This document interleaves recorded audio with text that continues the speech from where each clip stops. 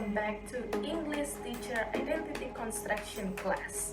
In this occasion, we are from Group 2.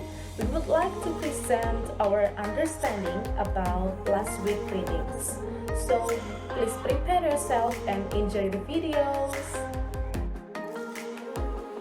Alright guys, without further ado, let's start our discussion.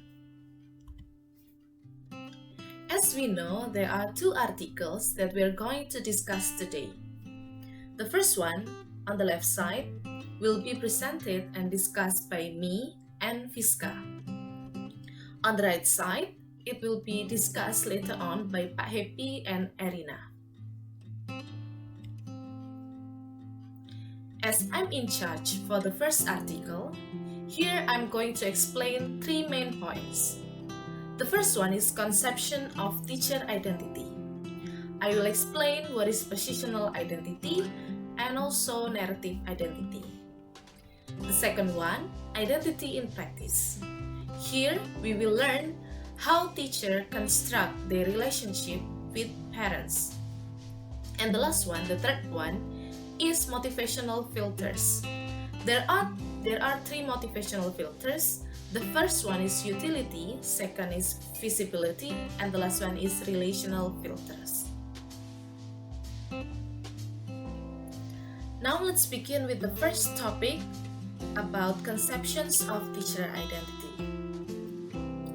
A socio-cultural approach is used in this research to acknowledge teachers' narrative identities, positional identities, and agency. So what is actually a narrative identity?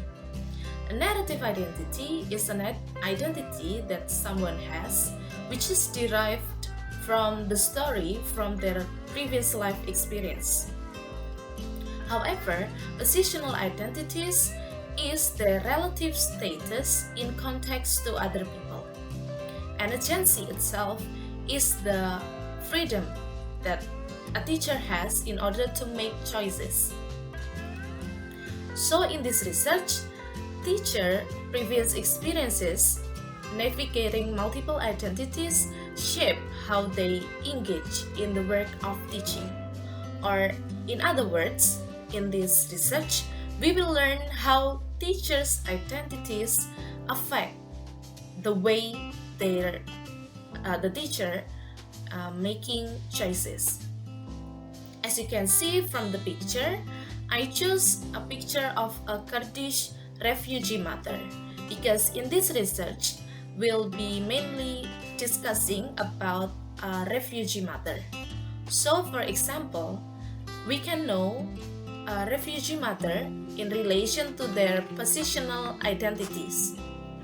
For example, a refugee mother may be perceived to be lesser than a man. However, as a mother, she may be viewed as having power over her child. So this is related to her positional identities.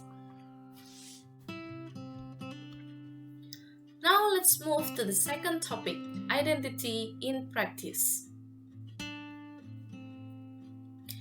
This second topic is mainly discussing about parent-teacher relationship.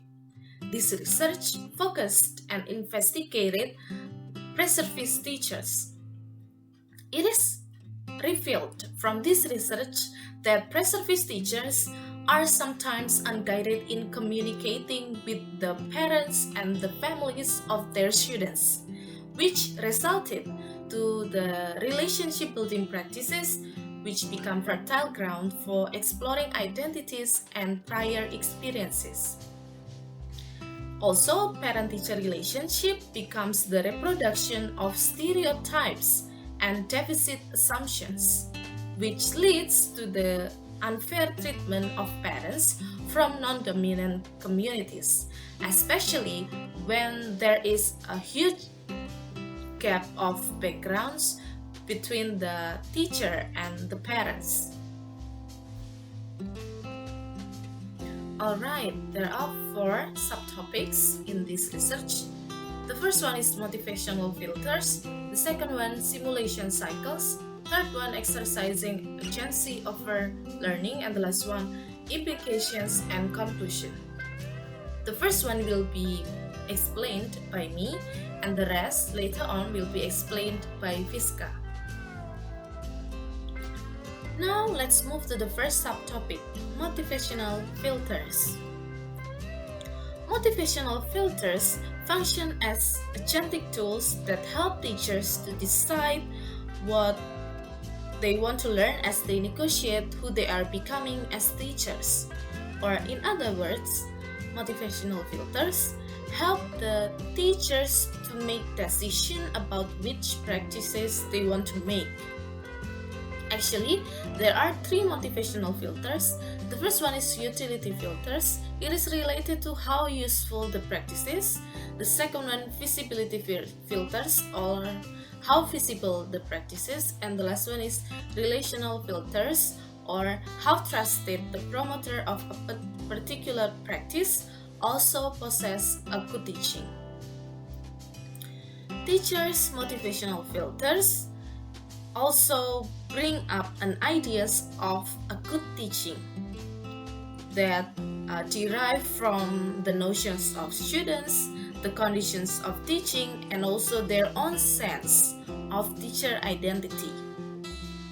Therefore, good teaching connects strongly with teachers' narrative identities and shapes the teaching practices they find useful or feasible for word and word learning.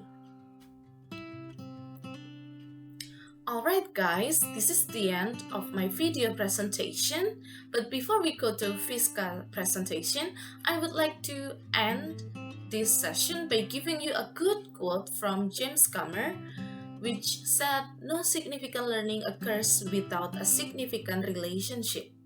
This quote from me means that in order to create a good learning for the students, it takes responsibilities from both teacher and also parents. Thank you.